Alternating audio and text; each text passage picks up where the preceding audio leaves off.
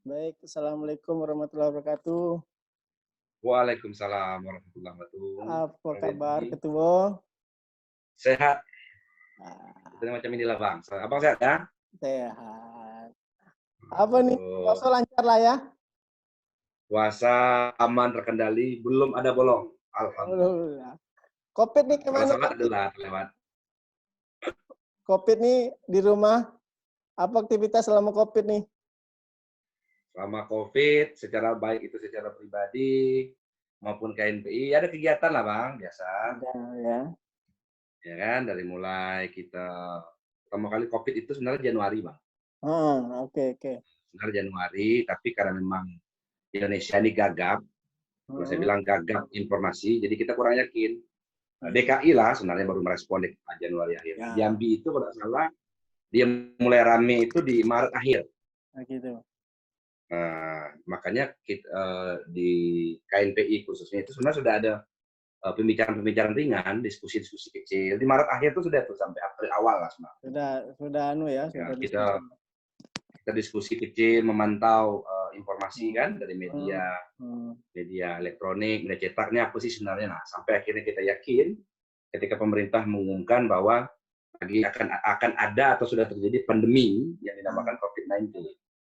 Nah, semenjak itu saya langsung hal pertama yang saya lakukan itu sebenarnya selain hmm, diskusi, ya, kita pleno oke, pengurus, oke. lalu kita memutuskan salah satu keputusan itu adalah membentuk tim gugus tugas KNP Presiden. Itu awal ceritanya. Oh, sudah ada gugus tugas dulu ya? Sudah ada gugus tugas dulu kalau kita Oke, sebenarnya. siap-siap. Duluan ibarat kata. Hmm, Jadi ketika gugus tugas itu, nah kita mulai bereaksi lah. Aksi hmm, nyata dari mulai kita ya, termasuk yang mungkin kalau boleh klaim itu mungkin duluan di luar pemerintah ya, misalnya ya, oke. Ormas, BKNP itu Hmm, duluan yang memberikan ini himbauan hmm, di seluruh kalau pas kita kecamatan ya, ada ya, 11 kecamatan itu kita tempel spanduk atau baliho raksasa itu hmm, himbauan oke. yang intinya ya sama lah. Hmm, Waktu itu belum ada bahasa social distancing, physical distancing. ya, Waktu itu bahasanya masih mencuci tangan, jaga hmm, gitu-gitu kan. Jangan jangan keluar rumah gitu loh. ya, Belum booming ini tanda kutip di rumah aja hmm, tuh belum booming. boleh booming, Belum oke. booming. Itu awalnya. Ya. Jadi sejak kita pasang itu, lalu kan COVID-19 ini si virusnya kan makin kencang nih. Ya, Nah, titiknya itu April pertengahan masuk Jambi. Satu positif kalau nggak salah. oke, ya betul. Awalan itu. Nah, Hmm, ketika Jambi sudah positif, lalu kita lihat juga gerak-gerik kan gimmick pemerintah itu kelihatan. oke, Mulai gugup karena Jambi oke, sudah ya. ada yang positif. Nah, sejak itu Hmm, lalu kita putuskan turun. ya, Tim gugus tugas itu yang kita bentuk itu di bulan Maret akhir itu, di April pertengahan kita turun. Turun itu hal-hal yang konkret dari mulai memberikan masker, hmm, lalu sampai menyiramkan disinfektan yang tempat-tempat yang justru jarang orang masuk hari ini. Bahkan pemerintah aja belum masuk. ya. Contoh di Kampung Pulau Pandan, Oh, ya, ya, ya. di Leko. Jadi kita tidak masuk di pertengahan kota, justru bisa masuk di tepi-tepi kota. Kita Oke. cari tempat-tempat yang mungkin belum dijamah disentuh oleh pemerintah. Hmm, Jadi kita siramkan disinfektan, pembagian masker, dan hand sanitizer lah. hmm. Itu selama kurang lebih 1 minggu, Bang. Oh, Pasca itu barulah setelah kita lakukan hal itu, hmm, kan kita koordinasi itu, karena kan sudah pandeminya udah mulai ya. kompleks, Udah mulai problemnya naik naik nih dari ya, 3, korban sudah makin banyak ya. sudah naik. Di Ya, Jambi itu dari mulai 3 ke 6 ke 7 lah, under 10. ya. Nah, dari ketika kita sudah turun, pandemi virus itu makin kencang di Jambi, Hmm, khususnya daerah provinsi wabil khusus kota Jambi, ya, baru ada ini Bang, baru ada bahasanya itu ketegasan dari pemerintah pusat dan diterjemahkan oleh pemerintah provinsi dan kabupaten kota, yaitu ya, merumahkan bahasanya, tanda ya. kutip, atau hashtag dirumahkan saja. Belum mulai ada tuh himbauan, instruksi gubernur, wali kota jam 9 di rumah aja, ada instruksi social distancing, tidak boleh beramai-ramai, mulai menutup tempat-tempat seperti hiburan, tempat makan. Nah, dari situ kita sadar nih, wah Ya, ini masalah problemnya sudah besar sebenarnya. oke. Cuman kita paham pemerintah akan menyampaikannya tentu dengan tenang, dengan cara yang Hmm, baik-baik saja. Karena salah satu tugas pemimpin kan menenangkan. betul. Nah, kita tangkap sinyal itu, Bang. Siap. Kita tangkap sinyal itu, kita mikir nih, Kalau cuman kita turun Hmm. menyiramkan disinfektan, lalu konkret lah ya, membagikan masker tengah jalan, sampai pada misalnya bulan-bulan awal Ramadan itu kita bagi takjil lah bahasanya nasi box Ya. itu. Kita pikir yang di rumah saja nih nemenin siapa? Oh, gitu. Kan gitu. Ya. Nah, yang di rumah ini siapa yang menemani aja? Yang menemani mereka cuma pemberitaan. Ya. Yang katanya, kalau kata ahli psikologi, ahli kedokteran itu justru imun Ya. kita turun dengar pemberitaan dari di Twitter, di media sosial Instagram, di Facebook, bahkan di media-media besar itu bersimpang siur. Oke. Nah, akhirnya kita pilih gimana nih? Kan pemuda itu Bang Deddy kan nggak boleh ikut mengeluh. Oh Kita nggak boleh iya, ikut. setuju, Nah, betul. salah satu syarat pemuda itu ketika ada problem dia cari solusi. Gitu. Nah, solusi yang paling sederhana adalah kita buat menyapa teman-teman. Itu niatannya.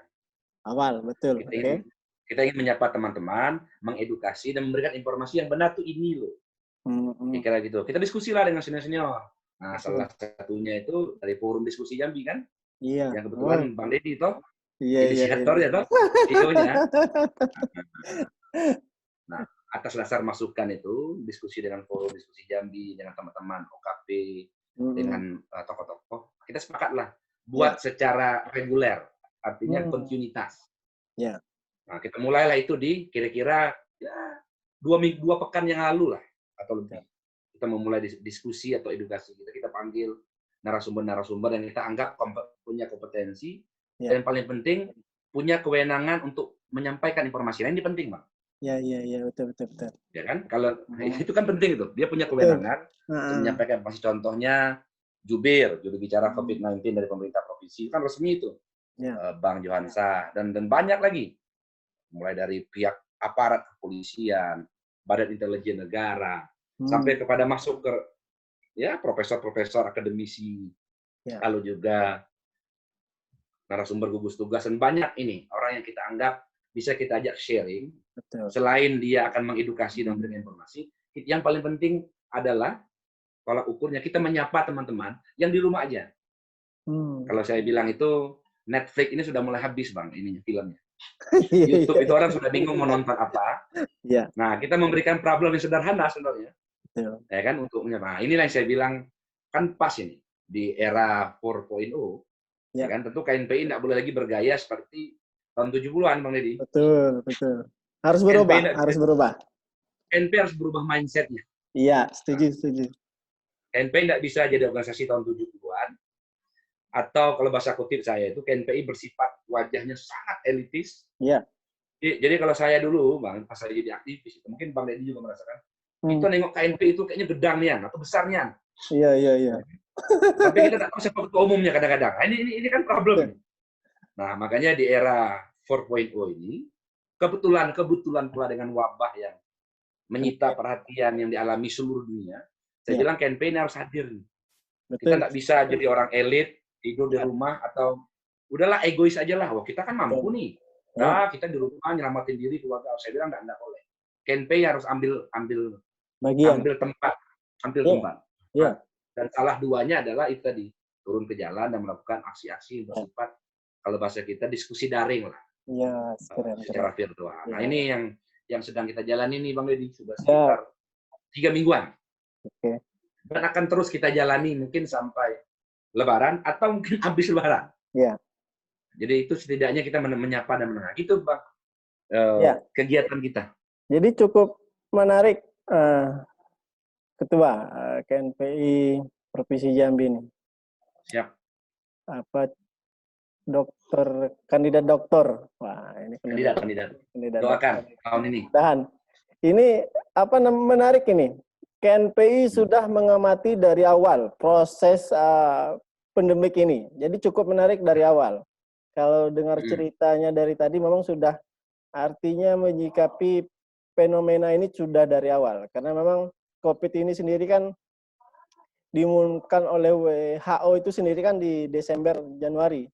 Jadi memang cukup apresiasi juga kita dari Forum Diskusi Jambi merespon sikap-sikap KNPI. Makanya menyambung apa cerita Ketua tadi, responsif itu kemudian kita amati juga di media sosialnya KNPI yang sudah dulu aksi turun ke lapangan, semprot disinfektan ya, sama-sama tim Ya, KNPI juga cukup. Nah, kemudian kerjasama diskusi daring yang hari ini mulai viral, marak dilakukan oleh sejumlah ini viral ini. Kebetulan lagi viral ini.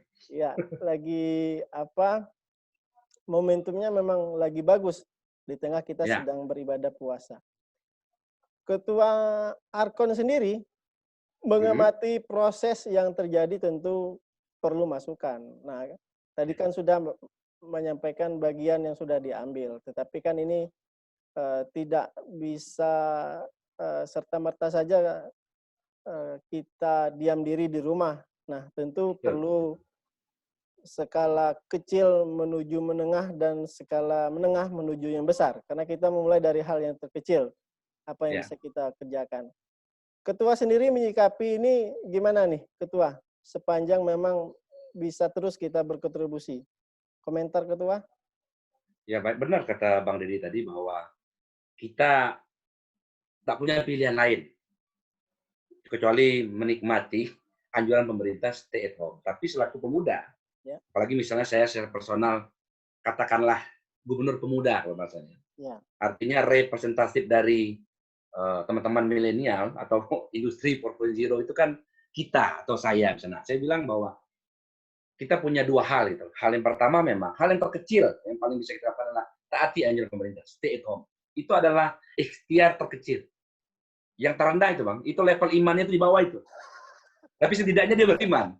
Setidaknya dia beriman. Karena kan iman itu mematuhi pemimpin kan. Iya, Nah, iya. saya bilang iman yang agak di atas itu adalah berbuat sesuatu. Tapi tentu dengan standar operasi yang enggak, kalau bahasa saya itu enggak geblek gitu loh. Kita tetap mematuhi misalnya social distancing, physical distancing, memakai masker. Semua anjuran-anjuran kita laksanakan, tapi berbuat sesuatu. Berbuat sesuatu secara personal. Hal yang sederhana misalnya ke keluarga. Saya rutin misalnya menyampaikan itu kan, membagikan apa yang harus ada masker misalnya. Saya kasih ke keluarga, ke orang tua, ke teman-teman yang dekat. Nah, saya kira baik itu secara pribadi maupun organisasi, ini pekerjaan tidak bisa kita hanya, kan begini, mindset kita itu seringkali kita anggap pemerintah ini Tuhan. Ini problem ini. Ya, ya. Kita lupa bahwa di negara yang demokratis itu, pemerintah itu bukan tunggal. Artinya, keterlibatan teman orang-orang, civil society kayak kita ini justru menjadi penting. Menarik kan statementnya Menkes atau Gugus Tugas mengatakan, kemarin kita bilang bahwa garda terdepan dari COVID-19 adalah dokter. Ya. Tapi sekarang berubah, Bang, filosofinya. Garda terdepan dari COVID-19 adalah masyarakat itu sendiri. Kita itu kan responnya artinya peran masyarakat itu justru menentukan kapan COVID ini berakhir. Ini saya kira poinnya. Maka saya bilang kita tidak bisa terus-menerus seperti zaman dulu bahwa apa-apa tuh ini pemerintah salah. Sekarang kita jangan urun angan, kita turun tangan kalau bahasa Mas Anies Baswedan itu. Ya, apa yang bisa kita kerjakan dari hal yang paling kecil, minimal iman terendah adalah stay at home, diam di rumah. Minimal itu yang paling hal yang paling konkret bisa kita lakukan. Namun jika teman-teman punya hal lebih, saya bilang misalnya kita diwawancarai teman-teman media ngobrol, kamu tuh punya apa sih di rumah? Pasti punya sesuatu. Coba buka media, buka YouTube. Orang lagi besar-besarnya menggalang dana nih Bang Deddy. Dari mulai nasional, lokal, lagi ada semacam gerakan menggalang dana. Nah, saya bilang selain stay at home, selain tetap di rumah, kita juga harus minimal menyisihkan. Ini bagi teman-teman yang mungkin berkecukupan ya Bang Deddy. Maksudnya artinya gajinya adalah lebih atau simpanannya bagaimana. Nah, tidak peduli berapa nominal besarnya, tapi kontribusi yang kita lakukan itu berbuat konkret selain dari stay at home itu tadi Bang Deddy. Mindsetnya begitu saya rasa. Jadi kita juga harus berpikir bukan hanya menyelamatkan diri sendiri, tapi juga bagaimana berpikir membantu orang lain.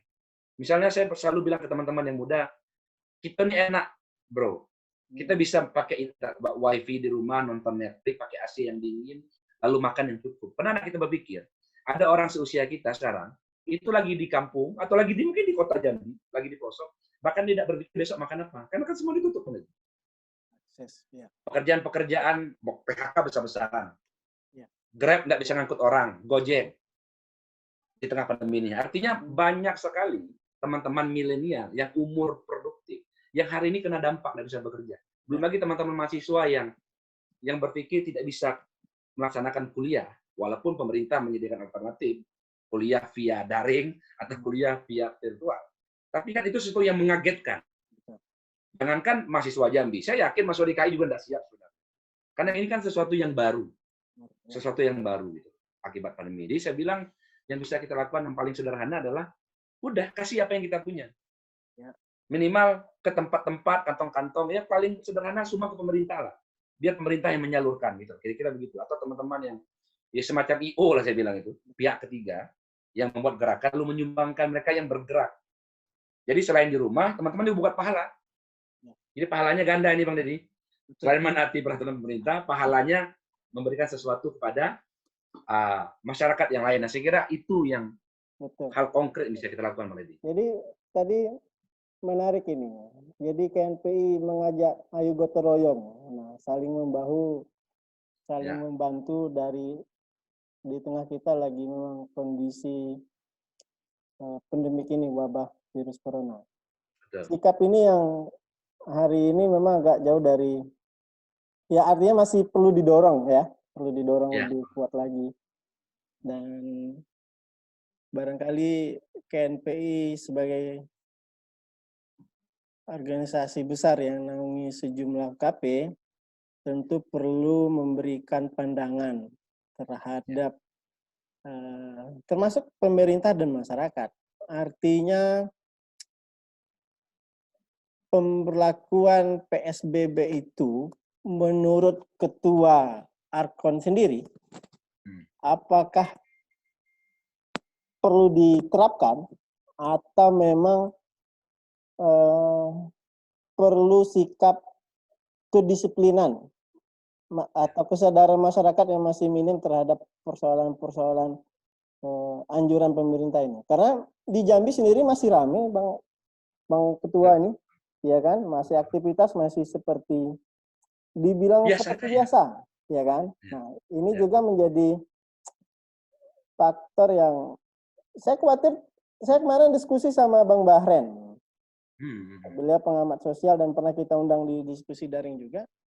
Saya menanyakan hal yang sama. Kekhawatiran saya, orang semakin ramai di luar, anjuran pemerintah masih, ya sebagian ada yang patuh, sebagian ada yang tidak, gitu. Nah, buktinya pasar pun hari ini kita baca di masih ramai. Iya, masih ramai, dan penjual, orang-orang yang jualan di pasar itu juga hari ini dilakukan rapid test. Nah, ini kan fenomena yang cukup semakin ya khawatir. Mengamati ini, Ketua Arkon gimana nih?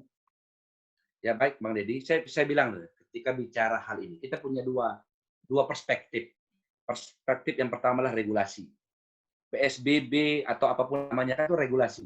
Regulator yang dibuat oleh pemerintah.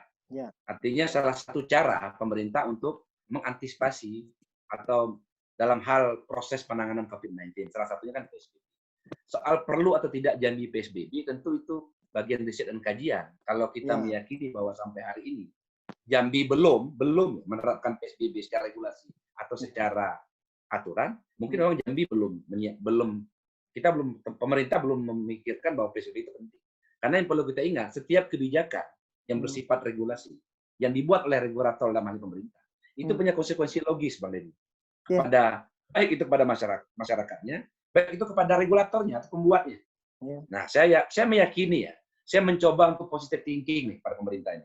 Jadi kalau boleh saya positive thinking, saya lihat bahwa bukan pemerintah tidak siap PSBB. Mungkin pemerintah ingin melakukan PSBB, tapi yang kita lupa bahwa banyak sekali justru provinsi yang mengajukan PSBB ke Kementerian Kesehatan itu ditolak. Karena PSBB itu kan bukan surat yang tiba-tiba gubernur teken dilaksanakan, tapi PSBB itu diajukan oleh pemerintah provinsi Jambi kepada Kementerian Kesehatan dengan tentu variabel dan persyaratan yang dianggap cukup. Nah, kalau kita boleh husnuzon, bahasa saya itu husnuzon, baik bahwa pemerintah mungkin belum merasa itu perlu. Yang kedua, mungkin pemerintah sudah mengajukan kepada Kementerian Kesehatan, namun Kementerian Kesehatan belum menemukan sinyal bahwa Jambi harus PSBB. Itu yang pertama, perspektifnya soal regulasi. Yang kedua, nah ini yang menarik. Yang kedua soal kesadaran publik. Betul, saya sepakat mulai dibilang. Jangankan PSBB, Bang Deddy, apapun regulasinya, titik depannya adalah kesadaran masyarakat. Variabelnya kedisiplinan, ketaatan. Nah, ini yang menjadi problem, mindset. Bahwa apapun, jangankan PSBB, mungkin kita diterapkan kalau lihat guyon di Rusia misalnya, guyonnya Putin rok singo. Segitunya gitu loh. Di India ada seperti polisi atau Satpol PP-nya India gentong orang pakai kayu. Artinya memang secara sosial di masyarakat Jambi, kita belum menemukan titik kesadaran yang betul-betul hakiki. Teman-teman ini baru merasa takut, tapi takutnya cubo-cubo. Nah, salah satu cubo-cubonya apa? Keluar bete inilah 3 hari di rumah. Nah, yang coba-coba ini yang akhirnya virusnya masuk. Kita 7 hari di rumah, disiplin, tapi hanya gara-gara 1 jam, coba-coba. Akhirnya virusnya masuk justru bukan di yang 7 hari disiplin, tapi yang 1 jam. Nah, ini problem. Maka saya bilang bahwa yang dibutuhkan itu tidak hanya istiqomah, tapi konsisten. Ini problem berat. Bukan hanya di Jambi, tapi saya yakin di semua provinsi. Bahkan ya kalau kita bilang Pulau Jawa, DKI misalnya. Ya kita lihat memang antusias kedisiplinnya agak lebih mending. Karena memang itu kan kota besar, Bang Deddy. Artinya tingkat intelektualitas, tingkat kesadaran masyarakat di DKI Jakarta itu jauh lebih baik dibanding 33 provinsi di luar DKI Jakarta. Karena memang ibu kota, pusat peradabannya Indonesia ya, DKI Jakarta. Nah, kalau kita ngomong Jambi, kita bilang di satu sisi kita optimis. Tapi di satu sisi betul, tambahin di secara fakta sosial. Saya saja kalau misalnya kebetulan harus keluar, kan ada bahasa pemerintah, keluarlah kalau memang itu perlu. Betul. Ketika harus keluar, tentu dengan SOP, saya lihat mall sudah mulai ramai. Nah, jangan-jangan saya bilang teman-teman merasa, jangan-jangan orang masyarakat di Jambi merasa ini mau lebaran. Nah, itu. Nah, ini problem sosial nih. Nah, problem sosial. Begitu Bang, ini problem. Cukup menarik. Koneksinya itu cukup menarik. Lebaran, iya.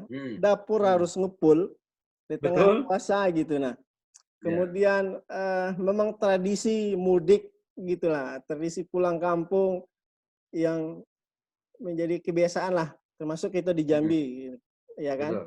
Nah, ini kan menjadi fenomena sendiri nih. Sisi lain pandemik, sisi lain juga berpikir memenuhi kebutuhan dapur supaya ngepul gitu, nah kan?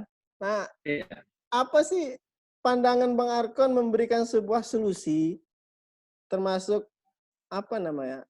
Adakah trik gitu menyikapi hal ini gitu? Lebaran, pandemik, kemudian apa namanya? Lebaran tadi sama pandemik sama dapur ngepul. Nah, itu kan perlu di apa nih Bang Arkon? Betul, Bang, betul. Nah, saya bilang kita ketemu kata kunci diskusi kita nih atau bahasa saya podcast yang Bang Deddy ini, Bang. Jadi yang harus kita ingat adalah segala sesuatu yang ketika budaya atau kebiasaan dibenturkan dengan realita kekinian, itu problem. Budaya kita atau kebiasaan dan tradisi kita adalah Lebaran ini mudik, Jo. Kira-kira gitu. Iya. Misalnya gini, orang Indonesia, apalagi Sumatera nih. Iya, betul. Mau rumahnya tuh dengan rendang yang enak, dengan kemewahan. Kalau dia nggak mudik, dia anggap itu nggak Lebaran. Betul. Padahal dimaksud dengan Lebaran itu kan artinya, itu kan hari kemenangan gitu loh, secara sisi pandang keislaman. Ketika orang sudah 30 hari tamat puasa, sholatnya baik, tarawihnya baik, dia merayakan hari kemenangan. Secara regulasi keislaman begitu. Namun secara konteks kebudayaan atau kebiasaan ada di setiap orang Indonesia, wabil khusus Sumatera, di Jambi misalnya. Mereka berpandangan bahwa Lebaran itu bukan hanya cukup selesai puasa menang takbir, lalu sholat Id, tapi pulang mudik ke kampung halaman. Ya kan? Itu saya kira titik temunya yang menjadi problem yang amat luar biasa susah. Ini soal mindset, Bang Deddy. Berkali-kali saya bilang, problem kita bukan soal regulasi. Bang Deddy bayangkan saja, saya diskusi dengan Polda, dengan teman-teman keluarga saja misalnya. Di titik pos, Merangin, daerah Kerinci itu di Moreman, orang sudah pasang ini polisi ini untuk jaga. Nah, masyarakat masih berpikir bagaimana caranya ngibulin untuk lolos. Jadi kita bayangin. Jalan tikus nggak 20 tuh. Nah, Jalan iya tikus kan? nggak 20 kan? Nah, kita sekarang kan pemerintah mulai merasakan teror. Iya. Dan hasil dari teror itu adalah kalau Bang Deddy kita lihat perkembangan media sosial pemerintahan. Sekarang sudah boleh bus dibuka. Iya. Betul. Boleh penerbangan dibuka. Ya. Walaupun dengan catatan tanda kutip, oh harus ini, harus itu. Tapi artinya itu kan gimmick perintah, itu kan gimmick. Ya. Gimmick apa ya? Gimmick orang diteror gitu. Diteror artinya ini kita tidak bisa tahan lagi. Ini 270 juta jiwa orang di Indonesia ini, ya kan? Atau kita anggaplah ya, orang yang merayakan keagamaan Islam misalnya, berapa persen? Itu sedang berpikir kita sudah mau menang, dan titik kemenangan itu adalah sholat Idul Fitri di kampung halaman. Nah, ini yang jadi hal, yang jadi persoalan, Bang Deddy. Iya. Kan? Padahal sholat Id itu kalau kita dengar pandangan misalnya dari majelis ulama, dari pemerintah, udah sholat tarawih, sholat Id itu dipindahkan ke rumah, kalau bahasanya gitu. Iya. Bahasanya begitu kan, ke rumah. Tapi tetap merubah suatu hal yang bersifat kebiasaan. Ya. Kalau bahasanya lebih filosofi itu peradaban. Itu tidak cukup Bang Deddy dengan regulasi sehari, 1 minggu, 1 tahun. Enggak. Saya saya sudut pandang akademis, saya meyakini betul merubah peradaban, apalagi kalau saya sebutkan kebiasaan, itu perlu waktu mungkin bertahun-tahun. Bertahun-tahun. Bang Arko memprediksi angka mudik tetap ada, tetapi persennya saja yang turun ya. Ya, seperti kalau saya bagian dari orang yang meyakini bahwa terkait mudik Idul Fitri, walaupun pemerintah secara tegas, pidato presiden, betul. Ya, mudik itu nggak boleh. Yang boleh itu kan pulang kampung. Nah ini kan tafsir lagi, menjadi isu publik lagi di Indonesia. Mudik nggak boleh, tapi pulang kampung boleh. Oh beda. Mudik sama pulang kampung beda. Jadi kita disuguhkan dengan perdebatan yang harus kita debatkan di antara kita di kalangan masyarakat itu. Pemerintah juga kadang-kadang saya bilang genit juga pemerintahnya, kurang tegas juga. Kalau nggak boleh, tutup semua penerbangan, tutup semua akses pelabuhan, bandara, titik-titik.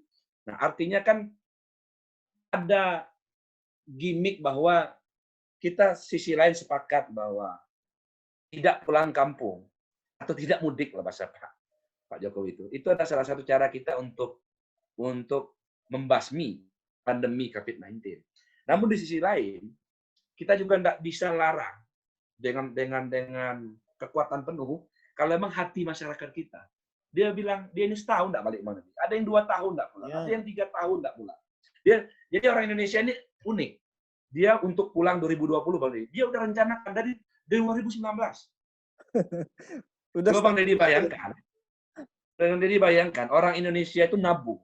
Ini kita bicara kebiasaan ini, ada tradisi. Orang Indonesia itu nabung 12 bulan. Hanya untuk menghabiskannya itu 1 minggu di kampung halamannya. Nah itulah kebahagiaan orang Indonesia. Makanya saya bilang, kalau saya sambil bercanda, orang Indonesia ini itu tidak bisa kehilangan 2 hal. Kalau tidak mati orang Indonesia ini. 1 dangdut, 2 mudik. Nah itu tidak bisa itu. Tidak bisa itu. Itu 2 hal yang sudah menjadi diri bagian dari Indonesia. Bagian dari kebiasaan, tradisi. Kalau dalam bahasa budaya. Nah jadi saya memprediksi Bang Deddy, saya sepakat dengan Bang Deddy tadi bahwa tentu semua regulasi ini akan menekan persentase orang mudik, tapi tidak menghilangkan persentase orang mudik. Beda. Dia mampu menekan, tapi tidak menghilangkan persentase orang mudik. Akan tetap ada orang mudik, bahkan sekarang mungkin sudah mudik. Sebagian betul. Nah, itu. Sebagian sudah mudik. Nah, ya? Jadi kita itu kan hobi gitu loh. Ketika ada aturan kita akali. Jadi gitu. Apalagi terkait Lebaran, sulit. Saya rasa Bang Deddy, saya sekalipun, kalau mau jujur, itu suatu kesedihan yang amat sedih ketika kita nggak pulang kampung halaman ketika Lebaran. Gitu Bang Deddy. Tapi sebagian kalau kita berpikir ada kelas menengah ke atas, menengah ke bawah. Kalau menengah ke atas berpikir mudik nggak mudik ya, pandemik gitu. Buah si malakama kan? Ya. Sisi lain kita memang ya berpikir ini kalau mudik gimana, kalau nggak mudik gimana. Tetapi kalau pada kelas tertentu misalnya, itu mereka main terobos saja kan? Main terobos saya, Iya, penting betul, saya betul. pulang gitu, ketemu silaturahim dengan sanak keluarga gitu. Nah, ini memang fenomenal sekali nih persoalan mudik Ya, dan tentu menimbulkan pro dan kontra. Tetapi Bang Arkon ketua KNPI, terlepas itu memang itulah kondisi di tengah kondisi masyarakat kita dan bangsa akhir ini. Tapi ya. panjang sudah obrolan kita, tetapi berharap apa yang kita diskusikan ini, ngobrol ini, mudah-mudahan bisa bermanfaat bagi Amin, amin, para amin, yang amin. Semoga menyaksikan nanti di channel YouTube kita. YouTube. Terakhir, Ya, Bang Arkon, tadi Bang Arkon panjang menjelaskan memang rentetan dari kegiatan KNPI hingga diskusi daring yang akan terus berlangsung. Nah, sampai besok pun dapat kabar juga besok masih berlangsung. ya. Nasional besok. Besok kegiatannya sifat nasional. Ya. Dan pesan apa yang pertama terkait dengan rencana besok silakan disampaikan. Kemudian pesan apa yang ingin disampaikan termasuk kepada pemerintah, masyarakat, dan terutama kita pribadilah bermanfaat untuk diri sendiri dahulu, untuk pada masyarakat, dan ke depan KNPI akan seperti apa dalam berkontribusi terhadap bangsa dan negara. Silakan Bang Arkon. Ya, baik. Yang terakhir, Bang Deddy, yang pertama saya ingin katakan bahwa KNPI itu besok, mudah-mudahan nanti teman-teman yang mendengarkan YouTube ini menonton, ikut dalam diskusi daring kita tentu dalam skala nasional. Kita hadirkan narasumber itu Komisi 2, Bang Dr. Ahmad Doli Kurnia. Ya. Selain Ketua Komisi 2, beliau juga salah satu mantan Ketua KNPI tahun 2008. Lalu juga ada di situ komisioner KPU RI, Bawaslu RI, sampai pada komisioner KPU Provinsi Jambi, Bawaslu Provinsi Jambi. Nah, mereka ini kita hadirkan bicara dalam skala COVID-19, tapi spesifiknya adalah membahas Perpu. Ini menarik ini. Wah. Membahas Perpu nomor 2 tahun 2020. Kalau saya bilang bahwa Perpu ini memberikan kepastian untuk ketidakpastian, kira-kira begitu. Kita memastikan bahwa prosesnya diundur, namun tidak ada kepastian kapan akan dilaksanakan pemilu sebenarnya. Nah, ini selain kita menyapa teman-teman yang skalanya selama ini mungkin lokal. Nah, besok kita akan sapa teman-teman milenial, anak-anak muda itu se-Indonesia, Bang. Saya undang resmi semua komunitas segala macam untuk dialog di sana. Dan mudah-mudahan saya bilang tadi bahwa apapun, sekecil apapun yang kita kerjakan itu menjadi ladang ibadah, amal jariah kita, dan memang menjadi edukasi ini paling penting. Nah, yang terakhir saya bilang untuk pemerintah segala macam bahwa pemerintah harus tetap tegas. Pemerintah tugasnya. Jadi kita bayar pajak ini untuk bayar gaji pemerintah. Jadi negara itu secara undang-undang, ya kan? Kita memilih pemimpin itu untuk ngurusin kita orang. Itu sudah fundamental itu straight. Itu tidak ada. Memang pemerintah tidak usah pening. Tugas pemerintah memang pening. Maka saya bilang kalau ada kepala daerah yang mengeluh, berhenti aja di kepala daerah. Karena memang kami pilih kalian itu untuk kalian itu pening, kami yang tidak pening. Karena kalian ngurus negara, kira-kira begitu. Nah, saya bilang bahwa kita doakan tentunya pemerintah terus memberikan atau mencari solusi terobosan-terobosan untuk penanganan COVID ini, dan kita sebagai masyarakat dan mohon dengan segala hormat teman-teman yang terutama yang usia produktif, anak-anak milenial yang masih bisa mendengar dengan cepat. Disiplin. Itu kata kunci. Bro, sis, saya bilang kalau udah kena penyakit, itu gadgetmu, mimpimu, cita-citamu itu udah nggak ada gunanya. Karena yang terdekat adalah kematian dan tidak mati. Kira-kira gitu Bang, kasarnya.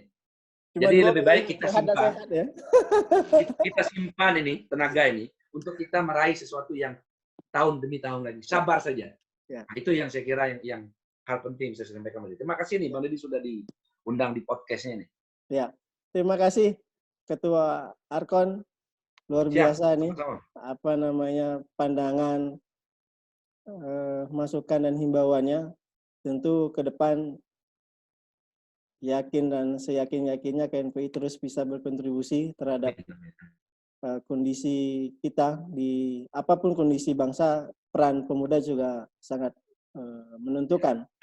Terima kasih Ketua Arkon. Nanti kita akan ngobrol lagi di kesempatan lain, Siap. ya kan, dengan topik yang lain barangkali, dan semoga ke depan diskusi-diskusi dan program kerjasama Forum Diskusi Jambi dan KNP bisa berlanjut.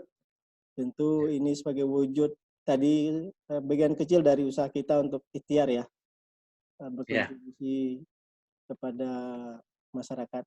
Terima kasih sekali lagi Bang Arkon. Ya, sama-sama. Nampaknya malam Terima ini kasih. sibuk dengan acara. Akan lanjut lagi habis ini. Akan lanjut lagi habis ini. Terima kasih Ya. sudah meluangkan waktu. Nanti besok kita Yuk, Fadli, sama-sama. ketemu lagi dan bisa berdiskusi kembali. Terima kasih Bang Arkon. Sama-sama. Salam untuk keluarga. Ya, Siap, siap. kita ketemu lagi. Assalamualaikum warahmatullahi wabarakatuh. Waalaikumsalam.